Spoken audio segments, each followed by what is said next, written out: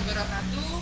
Bertemu lagi di channel podcast KPU Kabupaten Bogor dengan tamu yang sangat istimewa. Kali ini kita kedatangan tamu khusus dari KPU Provinsi Jawa Barat. Siapa dia? Kita langsung kenalan dengan beliau yang ada di samping kanan saya. Enggak, Kak? Ya, terima kasih Bu Umi. Assalamualaikum warahmatullahi wabarakatuh. Para pemirsa podcast yang berada, suatu kehormatan saya bisa datang ke salah satu media penting untuk mempublikasikan berbagai aktivitas KPU di Kabupaten Bogor. Perkenalkan, saya Yun Abdulham, Komisioner KPU Jawa Barat, divisi teknis penyelenggaraan yang alhamdulillah sekarang bisa datang ke KPU Kabupaten Bogor. Tentu yang berkaitan dengan profil, saya memang hampir sudah 17 tahun berkecimpung di pemilu. Berarti kalau 17 tahun ibarat anak ABG itu udah sweet 70. Ya, itu memang karir KPU saya di kabupaten. Dimulai dari di kabupaten KPU Kabupaten Kuningan. Sejak ada KPU tahun 2003 sampai dengan 2008. Periode pertama, kemudian periode kedua 2008-2013. Ya, setelah itu di KPU Provinsi 2008 2013 sampai dengan 2018, dan sekarang 2018 sampai 2023 memang berkecimpung terus di pemilu. Pantas 17 tahun karena ternyata dari sejak awal pertama ada KPU sudah mulai di KPU Kabupaten Kuningan. Ya. Berawal dari anggota ya, Kak? Anggota, betul. Anggota, kemudian periode kedua menjadi ketua KPU Kuningan, Ya. kemudian naik ke KPU Provinsi, membidangi divisi teknis, dan sekarang juga periode kedua divisi teknis. Jadi kalau teman-teman mungkin di penyelenggara, itu divisi teknis itu terkenal dengan jantungnya pemilu.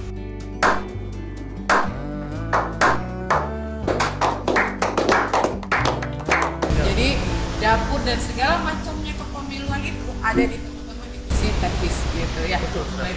Kang Nun, ini bisa diceritakan nggak ya ke teman-teman khususnya nanti di KPU, teman-teman KPU Kabupaten Bogor, sebenarnya apa sih pengalaman yang paling menarik sejak menjadi penyelenggara? Ada nggak sih sebenarnya suka dukanya, atau jangan-jangan duka aja gitu? Jadi tapi nggak mungkin duka aja karena udah 17 tahun, gitu kan berarti? Ya, memang bicara pengalaman luar biasa ya.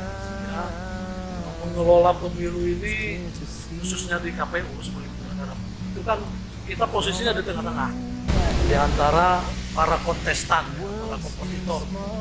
Oleh karena itu tentu pengalaman yang sangat berharga dan menarik ini sebenarnya kembali ke hakikat manusia itu senang terhadap sense of challenge. Terus terang, ini kan tantangan. Saya senang sekali menerima tantangan menjadi penyelenggara. Bagaimana tantangan mengelola partai politik, mengelola peserta pemilu, bagaimana tantangan mengelola pemilih, ya kan, kemudian mengelola administrasi, dan tentu ini pengalaman yang berharga mungkin yang tidak semua orang bisa kan. Ini saya kira akan banyak yang bilang juga loh, Kang, ternyata penyelenggara itu adalah orang-orang abnormal. Ya mungkin karena dari sisi waktu tidurnya ya, Ya. pada saat kita penyelenggara gitu. Jadi memang kalau sedang tahapan ini waktu tidak mengenal waktu gitu ya. Tapi sekali lagi yang paling menarik, saya menjadi penyelenggara hampir 17 tahun ini banyak kenal teman, banyak kenal sahabat, kita jejari dan lain-lain. Termasuk tentu yang paling penting bagaimana mudah-mudahan kita bisa mencerahkan, mendewasakan masyarakat pemilih kita semakin dewasa, semakin lebih menjadi pemilih yang cerdas, smart voters. Itu saya kira kebanggaan dan tantangan di sini sebagai penyelenggara. Sebenarnya kalau sekarang udah naik kelas di KPU Provinsi Jawa Barat nih, Kak, kemarin pemilu di Pilkada serentak Ya. 2018 ada tantangan tersendiri karena baik di 2019 karena Jawa Barat ini adalah jumlah pemilih terbesar ya, Ya. untuk sekarang ya di tingkatan provinsi gitu.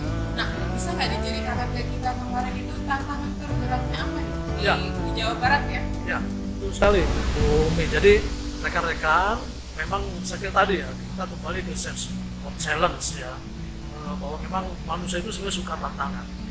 Nah, Alhamdulillah tadi karena hampir 17 tahun saya di KPU, memang setiap pemilu itu pasti ada tantangan Tersendiri dan tersendiri, ceritanya tersendiri. iya, tersendiri, luar biasa gitu ya. Pemilu 2004, 2009, 2014 dan yang terakhir kemarin pemilu 2019. Termasuk kita mengelola pilkada ya di Jawa Barat. Jadi secara umum saya kira apalagi ini mengelola Jawa Barat, provinsi yang Berapa paling waktu itu besar. kan? Di KTPS yang Termasuk pemilih di Jawa Barat itu kan paling besar, hampir 33,4 juta pemilih. dan 10% itu ada di Bogor, Dan ada 3,4 di kita itu. Iya, jadi mengelola pemilu di Jawa Barat ini memang perlu strategi khusus. Ya, perlu strategi khusus. Membangun komunikasi dengan para pemangku kepentingan, membangun komunikasi dengan para stakeholder, para pemilih, ya. Kemudian juga membangun komunikasi dengan semua pihak. Itu memang kunci suksesnya. Tentu tantangan yang paling beratnya tadi mengelola pemilu di masyarakat yang cukup heterogen, ya, yang cukup jenisnya banyak gitu ya. Kemudian jumlahnya banyak, ini tentu perlu strategi khusus. Ya, karena kalau kita lihat di Jawa Barat itu masing-masing daerahnya beda. Misalnya Bogor ini kulturnya ke Jakarta. Ya, nah ternyata di daerah Indramayu ke sana itu ke apa namanya? Pantura. Ya. Belum lagi teman-teman yang daerah keriangan-keriangan. Itu tantangan tersendiri. Ya, betul sekali. Saya kira ini hal menarik ya ketika saya punya pengalaman di kabupaten ya. Jadi ketika terjun ke wilayah provinsi, pengetahuan tentang geopolitik ya, atau karakter masyarakat itu juga penting dipelajari ya. Tadi dikatakan minimal bahasa ya kan. Ya. Datang ke daerah Bogor bahasanya ini, datang ke daerah Depok bahasanya itu.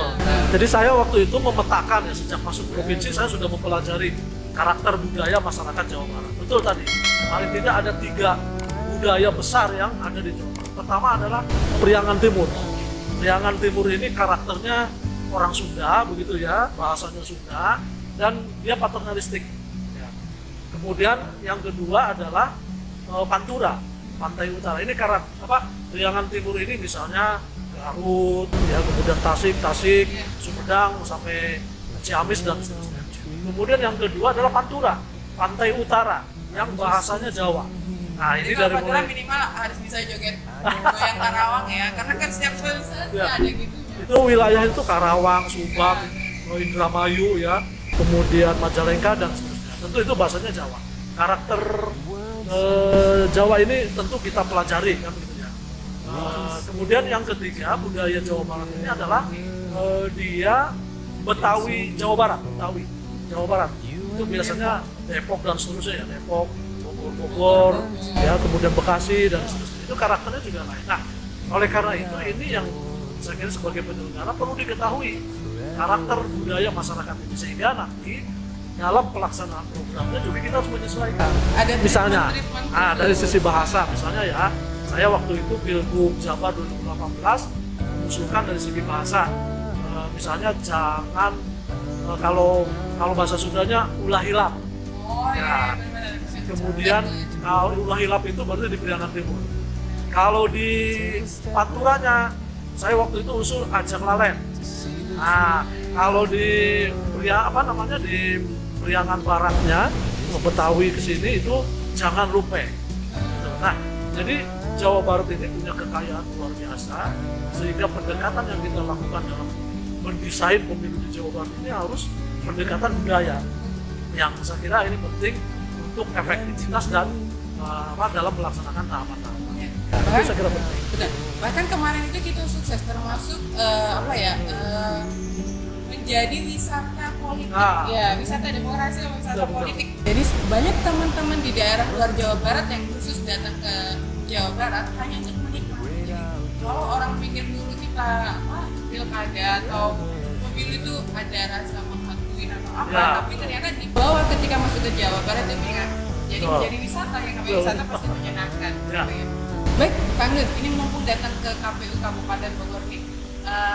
Dan kebetulan memang Kang Endut ini adalah Korwil untuk wilayah KPU Kabupaten Bogor. Nah, kemarin salah satu mentor suksesnya KPU Kabupaten Bogor menyelenggarakan baik itu pilkada dan pemilu di 2019 2019 adalah beliau, karena beliau on call. Jadi setiap malam pun kalau kita mau konsultasi itu ready gitu ya. Jadi kebayang lah kemarin itu konsultasinya bagaimana. Nah, Kabupaten Bogor ini kita punya pemilih yang terbesar kan? Ya. Kalau tadi Jabar itu 34 juta, 32 ya, 33 juta, dan 10%-nya dari Kabupaten Bogor. Karena kemarin kita 3,4 juta dengan 15 juta TPS. Nah, mengingat kita nanti di 2023 untuk pilkada dan persiapan 2024, kira-kira ini apa nih evaluasi dari KPU Kabupaten Bogor? Apa yang harus Kabupaten Bogor lakukan untuk perbaikan nanti? Ya, saya kira betul sekali. Ini ya, jadi tentu sebagai penyelenggara ya untuk mempersiapkan agenda ke depan memang harus betul-betul dimulai dari sekarang. Jadi betul sekali, saya juga memang mengetahui betul bahwa Kabupaten Bogor ini kan pemilihnya paling banyak, hampir 3,4 juta pemilih ya. 15.000 TPS. Ya, 15.000 TPS. Jadi perlu strategi khusus untuk mengelola pemilu di Kabupaten Bogor. Kuncinya tentu membangun komunikasi yang intensif dengan para pemangku kepentingan, dengan pemilih, ya, dengan semua pihak. Nah, ke depan saya kira apakah nanti pilkadanya 2023 ya, atau 2024 atau 2026 perlu dipersiapkan sebaik mungkin. Salah satunya adalah menurut saya ini seperti ini. Bagaimana masyarakat Bogor diberikan akses informasi seluas-luasnya, ya, bisa mengetahui informasi seluas-luasnya, dan ini saya kira sebuah inovasi yang sangat baik. Tidak mungkin Kabupaten Bogor KPU-nya keliling-keliling ke wilayah yang cukup luas, 40 kecamatan, 435 desa ya, keliling-keliling, apalagi pemilihnya banyak. Tentu dengan media podcast, ya, media sosial, platform media sosial apapun itu saya kira harus disentuh mereka. Semakin masyarakat tahu, ya, semakin masyarakat cerdas, saya kira nanti tingkat partisipasinya juga akan tinggi. Nah, selain itu tentu saya kira penyelenggara pemilu di Kabupaten Bogor harus terus meningkatkan kapasitasnya, ya, kapasitas kompetensinya, profesionalismenya, termasuk yang paling penting adalah integritas. Nah, oleh karena itu tentu saya kira mempersiapkan ke depan betul-betul harus dari mulai sekarang sinergi dengan para pihak, dengan pemerintah daerah, dengan DPRD, dengan Forkopimda itu juga penting. Dengan partai politik. Dengan partai politik, ya. Tentu yang paling penting juga adalah para pemilih. Pemilih dicerdaskan terus dengan strategi-strategi yang inovatif dari KPU. Ya. Itu untuk Kabupaten Bogor. Nah, menjelang pemilu 2019 kita itu sebenarnya sudah ada apa ya? Walaupun itu belum resmi ya kan, tapi draft rancangan RUU Pemilu 2024 ini sudah banyak beredar. Nah, kira-kira nih karena kangen divisi teknis, jantungnya pemilu yang punya apa ya, bocoran-bocoran lah terkait dengan itu. Jadi ini sangat dinantikan oleh teman-teman, terutama teman-teman partai politik nih kan. Kira-kira ada nggak sih beberapa isu ataupun hal-hal krusial yang berubah dari pemilu di 2019? Ya, saya kira memang ya, apalagi masuk ke masa pandemi kemarin, memang banyak di Kabupaten di Jabar ini ada 8 ya Kang ya? Ya, 8. Betul. Ada ya, 2020 ini sedang dilaksanakan 8 pilkada, tentu karena masuk ke masa pandemi sempat ditunda dan dilanjutkan, termasuk juga muncul isu-isu krusial dalam pembahasan rancangan undang-undang pemilu ya yang akan datang. Nah, yang pertama tentu biasanya soal timing, soal waktu. Sebenarnya kapan sih untuk pilkada ya? Kalau pemilu tentu pasti 2024. Kalau untuk pilkada ini kan ada isu normalisasi, artinya waktunya dinormalkan kembali. Yang pilkada 2015 dulu, sekarang 5 tahun kemudian 2020. Yang pilkada 2017 ke 2022. Yang pilkada dulu 2018 ke 2023. Artinya dinormalkan kembali. Kemudian muncul juga soal waktu ini ke 2024. Karena 2024 kan Undang-Undang 10 2016 masih berbarengan. Hanya kita kebayang aja kan Kabupaten Ya. Bogor mana ya kan? Ya, tentu harus dipersiapkan. Kita tidak tahu nanti pembuat undang-undang dalam hal ini DPR dan pemerintah soal waktu pilkada ini kapan, kita tunggu dulu. Ada juga yang 2026. Ya, soal waktu pilkada. 2026 Kabupaten Bogor ada kekosongan ini nih. Kepala daerah ya. Kepala daerah. Habisnya 2023. Nah, oleh karena itu tentu soal waktu ini ya kita tunggu terkait dengan waktu melakukan penyelenggaraan pilkada. Kemudian yang kedua, isu mengenai pemilu itu sendiri, baik itu electoral system, ya electoral sistemnya, electoral manajemen badinya, electoral justice-nya, electoral prosesnya. Ini juga terus dikaji oleh pemerintah dan DPR. Misalnya soal sistem pemilu, ada yang setuju partai-partai ini terbuka, ada yang tertutup, ya. Kemudian electoral prosesnya mungkin terkait dengan pelaksanaan tahapannya, mulainya kapan, dan mungkin juga sistem pemilunya terkait dengan penyatuan pemilunya. Apakah mau pemilu nasional, pemilu lokal, atau pemilu legislatif, pemilu eksekutif, ya, dan lain-lain. Saya kira ini tentu kita menunggu para pembuat undang-undang untuk memastikan format mana yang nanti akan disepakati. Yang pasti tentu penyelenggara pemilu diharapkan mengikuti isu-isu ini secara seksama, ya, termasuk juga saya kira masyarakat pemilih, khususnya di kabupaten. Kita sangat menantikan itu karena bagaimanapun itu akan berdampak kepada kita, mau itu pemilunya berbarengan, mau itu pemilu sendiri terbuka dan tertutup, itu sangat berpengaruh. Baik, yang terakhir nih Kang, apa sih silahkan disampaikan ajakan buat buat masyarakat Kabupaten Bogor khususnya terkait dengan pemilu ataupun pilkada yang di 2023. Ya, jadi saya kira ini kesempatan yang baik untuk menyampaikan harapan, ya, atau ajakan kembali ke hakikat demokrasi. Hakikat demokrasi itu kan partisipasi dan kompetisi. Ya, tentu masyarakat Kabupaten Bogor atau masyarakat pemilih di mana saja, tentu agar pemilu itu sukses, pilkada sukses, tentu kuncinya adalah partisipasi.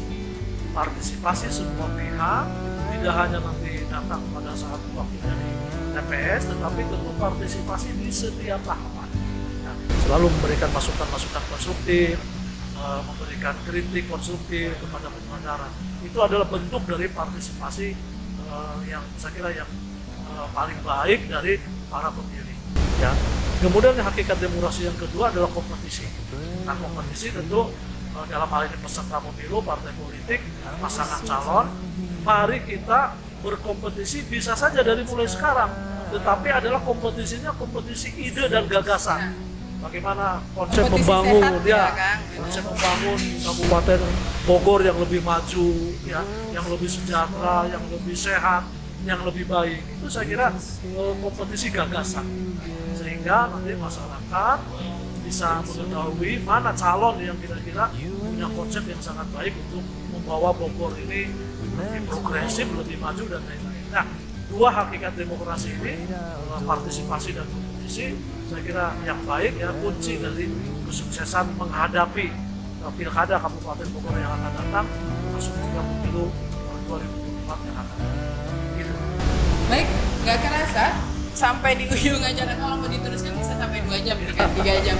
Sekali lagi menjadi sebuah kehormatan buat KPU Kabupaten Bogor. Sekali lagi Kang Dun, terima kasih dan atas waktu dan sharing-sharingnya teman-teman, khususnya teman-teman dan masyarakat Kabupaten Bogor. Sekali lagi hatur nuhun Kang Dun.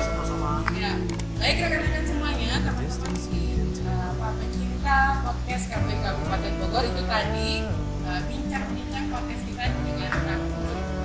Nama familiarnya itu adalah KPU Komisioner KPU Provinsi Jawa Barat. Sekali lagi terima kasih.